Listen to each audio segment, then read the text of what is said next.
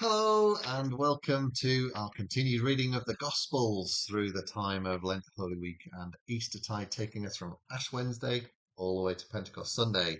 And we are making our way up the side at the bottom of the cross, and we'll go and we'll complete a layer every 2 days for this journey through Mark's Gospel.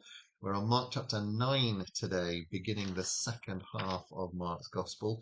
And Jesus, for the first time yesterday, told the disciples what was going to happen at the end, told them he was going to be arrested, tried, and killed, and then he would rise from the dead.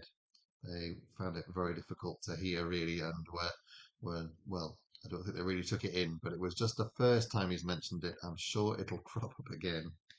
So, Mark chapter 9, here we are in the contemporary English version. Let's see what happens today.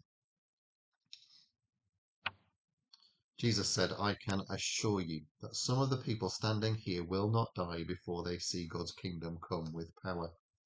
6 days later, Jesus took Peter, James, and John with him. They went up on a high mountain where they could be alone. There, in front of the disciples, Jesus was completely changed, and his clothes became much whiter than any bleach on earth could make them. Then Moses and Elijah were there talking with Jesus. Peter said to Jesus, Teacher, it's good for us to be here. Let us make 3 shelters, one for you, one for Moses, and one for Elijah. But Peter and the others were terribly frightened, and he did not know what he was talking about. The shadow of a cloud passed over and covered them. From the cloud a voice said, This is my son, and I love him. Listen to what he says. At once the disciples looked around, but they saw only Jesus. As Jesus and his disciples were coming down the mountain, he told them not to say a word about what they'd seen until the Son of Man had been raised from death.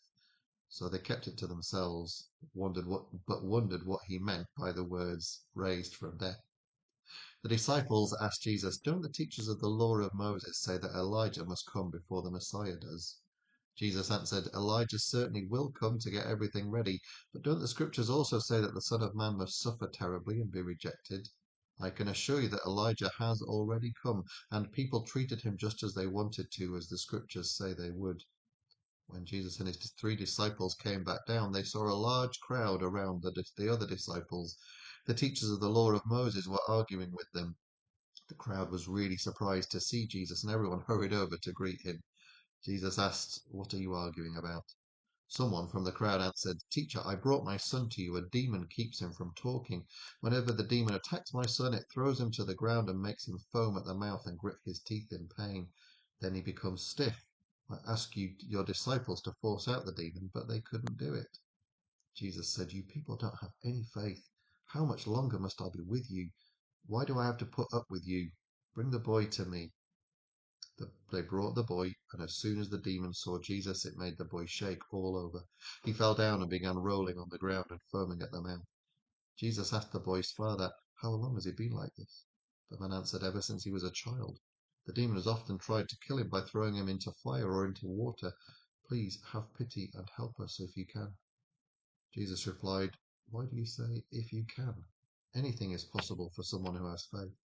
Right away, the boy's father shouted, I do have faith. Please help me to have even more. When Jesus saw that a crowd was gathering fast, he spoke sternly to the evil spirit that had kept the boy from speaking or hearing. He said, I order you to come out of the boy. Don't ever bother him again. The spirit screamed and made the boy shake all over. Then it went out of him. The boy looked dead, and almost everyone said he was. But Jesus took hold of his hand and helped him stand up. After Jesus and the disciples had gone back home and were alone, they asked him, Why couldn't we force out that demon? Jesus answered, Only prayer can force out that kind of demon. Jesus left with his disciples and started through Galilee.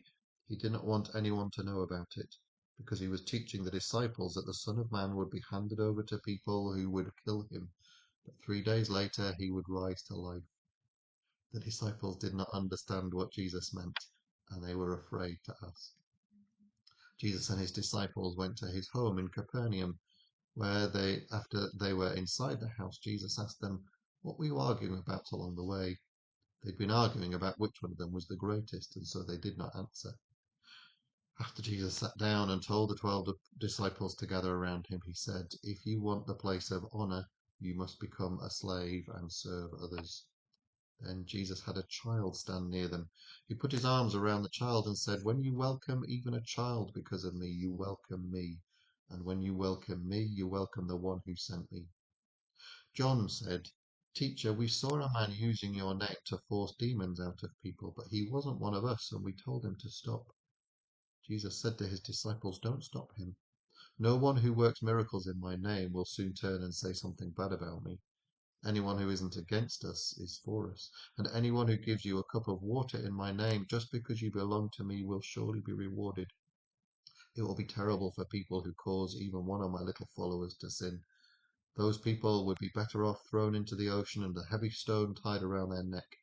So if your hand causes you to sin, cut it off. You would be better off to go into life crippled than to have two hands and be thrown into the fires of hell that you never get out. If your foot causes you to sin, chop it off. You'll be better to go into life lame than to have 2 feet and be thrown into hell.